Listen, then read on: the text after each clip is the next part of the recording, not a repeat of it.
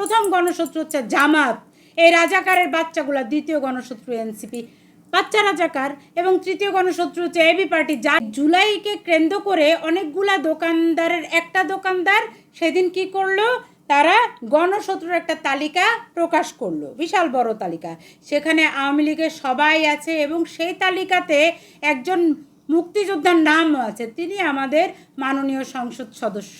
এই মুক্তিযোদ্ধার নামটাও তিনি গণশত্রুর তালিকায় রেখেছেন।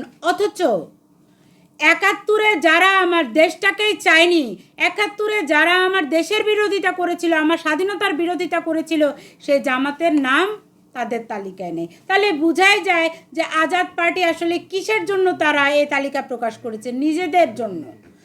দেখেন, বাংলাদেশের গণশত্রু যদি আপনি কাউকে মনে করেন, প্রথম গণশত্রু হচ্ছে জামাত, এই রাজাকারের বাচ্চাগুলো, দ্বিতীয় গণশত্রু এনসিপি বাচ্চা রাজাকার, এবং তৃতীয় গণশত্রু হচ্ছে এবি পার্টি, যারা দেশের বিরোধিতা করে, এই জামাত শিবির, এদের তালিকায় নাম আসা উচিত।